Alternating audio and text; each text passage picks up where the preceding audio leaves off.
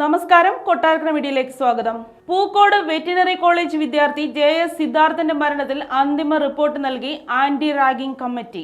JS സിദ്ധാർത്ഥനെ SFI നേതാക്കൾ അടക്കമുള്ളവർ 8 മാസം തുടർച്ചയായി റാഗ് ചെയ്തുവെന്ന വെളിപ്പെടുത്തലുമായി ആന്റി റാഗിംഗ് സ്ക്വാഡ് റിപ്പോർട്ട്.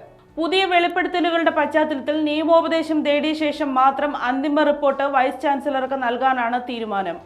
ഹോസ്റ്റലിൽ താമസം തുടങ്ങിയ അന്നു മുതൽ എല്ലാ ദിവസവും കോളേജ് യൂണിയൻ പ്രസിഡന്റും SFI യൂണിറ്റ് കമ്മിറ്റി അംഗവുമായ K. അരുണിന്റെ മുറിയിൽ റിപ്പോർട്ട് ചെയ്യാൻ സിദ്ധാർത്ഥനോട് ആവശ്യപ്പെട്ടു.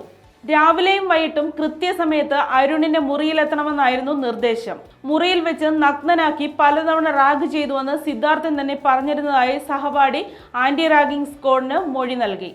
പിറന്നാൾ ദിനം രാത്രി ഹോസ്റ്റലിലെ ഇരുമ്പ് തൂണിൽ കെട്ടിയിട്ട് തൂണിന് ചുറ്റും പെട്രോൾ ഒഴിച്ച് തീയിടുമെന്ന് സിദ്ധാർത്ഥനെ ഭീഷണിപ്പെടുത്തിയിരുന്നു.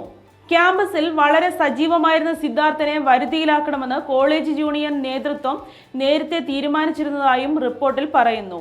സിദ്ധാർത്ഥൻ താമസിച്ചിരുന്ന ഹോസ്റ്റലിലെ കുക്ക് സംഭവങ്ങൾക്ക് ശേഷം ജോലി രാജിവെച്ചൊഴിഞ്ഞു. സർവകലാശാലയിലെ സെക്യൂരിറ്റി ജീവനക്കാരിൽ ചില സ്ക്വാഡിന് മൊഴി നൽകാൻ തയ്യാറായില്ലെന്നും റിപ്പോർട്ടിൽ പറയുന്നു. SFI കൽപ്പറ്റ ഏരിയ കമ്മിറ്റി നേതൃത്വം ഇടപെട്ട് ഇന്റേണൽ കംപ്ലയിൻസ് കമ്മിറ്റിയിൽ നിന്ന് പരാതിയുടെ കോപ്പി വാങ്ങിയിരുന്നതായി റിപ്പോർട്ടിൽ പറയുന്നു.